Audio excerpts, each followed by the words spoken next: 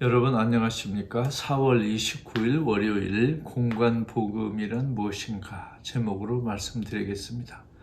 공관복음 하면 마가, 마태, 누가, 요한 말고 새로운 어떤 공관이란 이름의 복음이 있다는 뜻이 아니고 한자로 함께 공통적으로 보는 복음. 그래서 마가, 마태, 누가 세 복음을 함께 본다는 의미로 공관복음이라는 명칭으로 우리가 만들어서 부르고 있습니다. 그러니까 공관복음이라는 복음이 마가, 마태, 누가, 요한과 달이 있는 게 아니고 마가, 마태, 누가를 공통으로 함께 보아야 된다는 의미로 부르는 명칭입니다. 그러면 왜 그 공관복음이라는 단어가 생겼을까요? 마가, 누가, 마태복음이 내용과 순서가 비슷한 게 많아서 세 개 복음을 한꺼번에 보고 해야 된다는 의미로 붙인 겁니다. 즉 마가, 누가, 마태복음은 세례자 요한의 등장부터 예수 십자가 죽음과 부활까지 공통된 내용과 비슷한 순서가 많기 때문에 그렇습니다. 그래서 만일 미사 시간이나 그 예배 시간에 마가복음의 어떤 구절을 낭독한다면 만일 그 구절과 비슷한 구절이 마태나 누가 있으면 설교하는 분이 반드시 왜 이 단락이나 구절이 마가, 마태, 누가에 어떻게 변화됐고 어떻게 축소됐고 어떻게 비슷한가를 설명하는 게 필요하고 유익하다는 것입니다. 대부분 목사 신부님들이 그렇게 하지 않고 있기 때문에 신도들이 그 단락과 말씀을 이해하기가 어려운 경우가 많습니다. 그래서 마가, 마태, 누가복음은 세 군데 다 나온 말씀이 있고 셋 중에 두 군데 나온 말씀이 있고 한 군데 나온 말씀이 있기 때문에 그 사실을 설교할 때 꼭 말씀드릴 필요가 있습니다. 그런데 이 공관복음은 즉 마가, 마태, 누가복음하고 요한복음은 형식과 내용과 순서가 다른 게 상당히 많습니다. 그래서 한편에는 마가, 누가, 마태는 비슷하다. 또 요한복음은 이 셋과 다르다. 그래서 어떻게 보면 3대1 이렇게 구도로 보아도 좋은 것도 있고 또 한편으로는 이 마가, 마태, 누가가 비슷하지만 세 명의 형제 또는 세 명의 누이처럼 비슷하지만 다르기 때문에 각각도 달리 보아야 하는 그런 그 문제도 있습니다. 그러면 왜 이 공관복음이란 말이 나왔느냐? 마가, 마태, 누가가 서로 내용과 순서가 비슷하기 때문에 많은 학자들이 궁금해했습니다. 그런데 19세기에 독일의 칼 라흐만이라는 그 학자가 이런 주장을 했습니다. 19세기 이전에는 마태복음이 맨 먼저 쓰여진 복음으로 거의 다 알았습니다. 가끔 마태복음이 맨 먼저 쓰여진 복음이 아닐 것 같다는 의견도 있었지만 19세기에 와서야 비로소 마가복음이 마태, 누가보다 먼저 쓰였다는 주장이 있었고 그게 오늘날은 거의 확정됐고 대부분의 학자들이 그렇게 받아들이고 있습니다. 그래서 마가복음이 네 복음서 중에 가장 먼저 쓰였다 이렇게 인정받고 있고 그 다음에 누가복음과 마태복음은 비슷한 시기에 쓰여졌는데 누가복음과 마태복음은 서로를 잘 모르고 있는 것 같아요. 그래서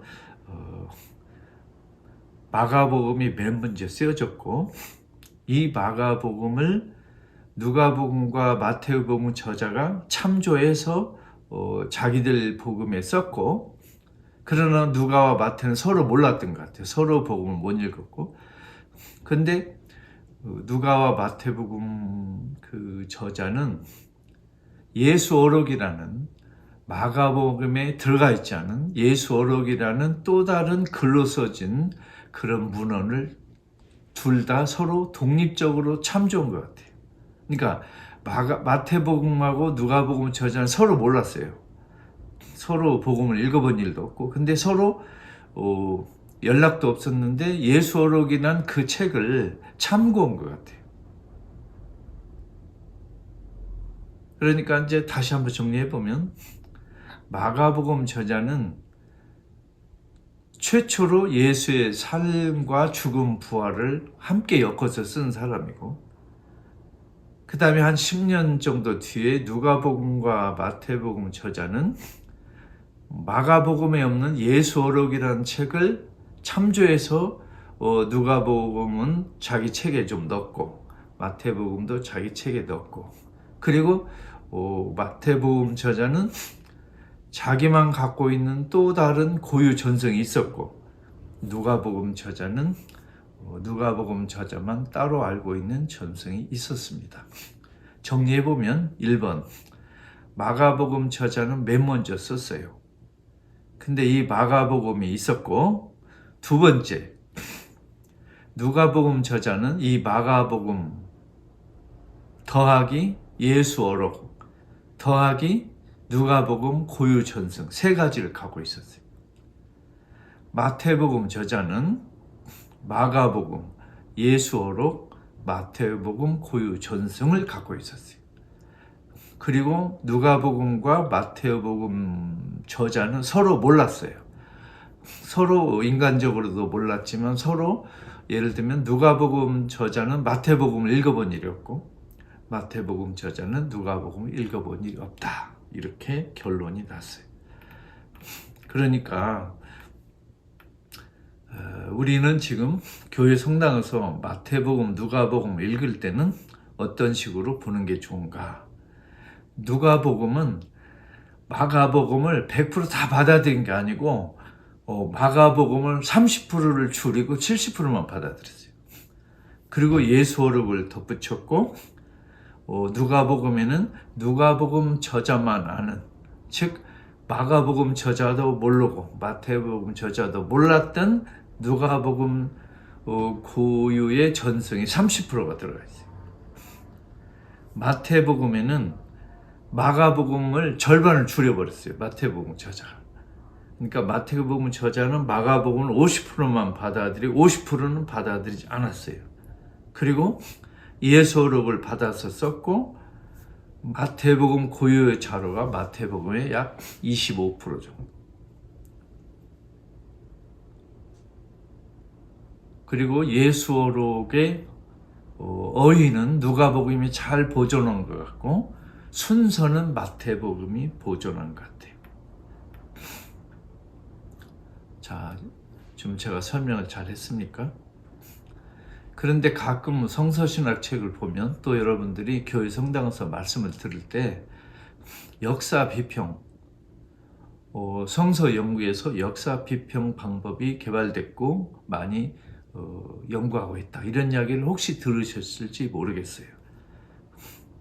또 책을 사서 보신 분은 역사 비평이라는 단어를 자주 보셨을 수도 있습니다. 그런데 이 역사 비평이란 번역은 제가 볼 때 아름다운 번역이 아니에요.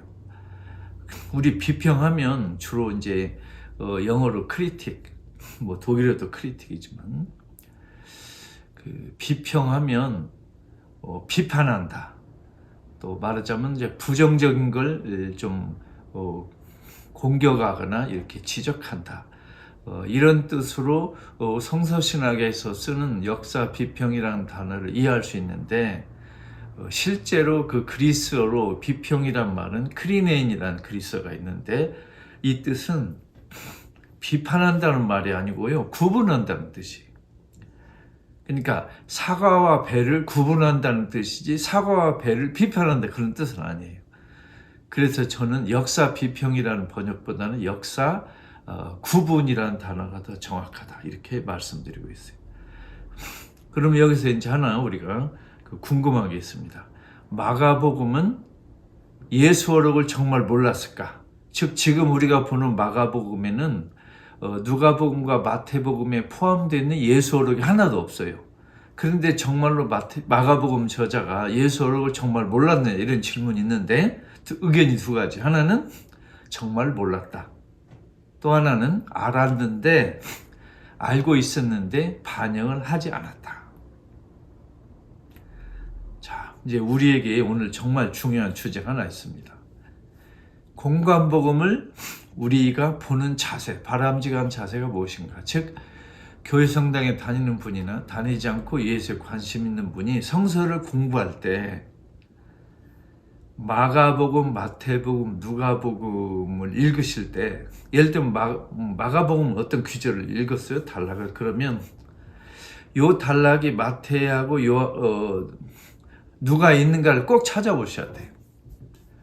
그리고 누가복음이나 마태복음의 어느 단락을 이제 미사 예배 때 들으면 혹시 요 단락이 마가, 누가, 마태 셋 다 있는지 아니면 두 개만 있는지 아니면 하나만 있는지를 꼭 찾아보셔야 돼요. 그래서 비교하셔야 돼요. 그래서 왜 요 단락은 어디에는 들어와 있는데 어디에는 축소되고 어디에는 바꿔주고 어디에는 왜 어떤 문장이 빠졌는가, 그걸 반드시 비교하셔야 돼요. 비교하지 않으면 뜻을 알기가 굉장히 복잡합니다. 그런데 성서학자들은 그렇게 안 하지만 대부분의 목사 신부님들 설교할 때 그날 읽은 복음에 나오는, 예를 들어 마가, 마태, 누가복음에서 인용했다면 그날 읽은 그 대목만 해설하는 경향이 있어요. 그러면 신도들이 헷갈리게 돼 있어요. 그래서 이 강의를 듣기 전에 그런 걸 이미 아시는 목사 신부님도 많이 계시지만 혹시 그렇게 하지 않으신 분 같으면 마가, 마태, 누가에 나오는 복음서 단락은 꼭 새 복음에 나와 있는지 아닌지, 어느 복음에 나와 있는지, 그리고 어느 복음에서 어느 문장에 빠졌는지를 반드시 말씀하셔야 돼요. 그렇지 않으면 성서 연구에서 반칙이라고 말할 수 있고 아니면 안 된다라고 말씀드리고 싶어요. 그러면 여러분, 성도, 신도 여러분 어떻게 하셔야 되죠? 많이 읽은 귀절이 누가복음이다 그러면 혹시 이 단락이 마가나 누가에 나왔는가 살펴보셔야 돼요. 그렇게 해서 마가, 누가, 마태를 공부하는 아주 중요한 그것을 오늘 우리가 배웠습니다.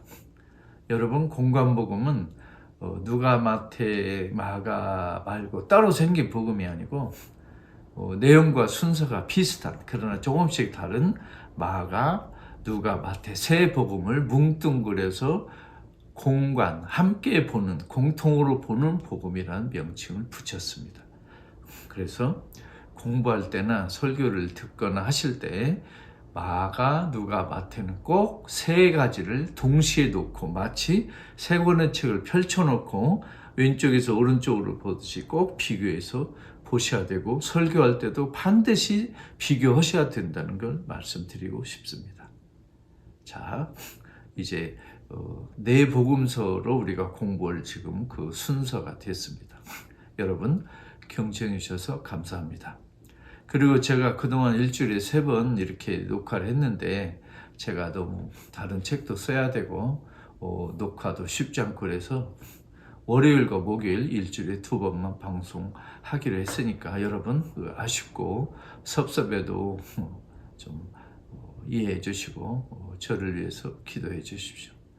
감사합니다. 그리고 이런 그 방송은 시차를 두고 2번, 3번 들으셔도 괜찮습니다. 여러분 감사합니다.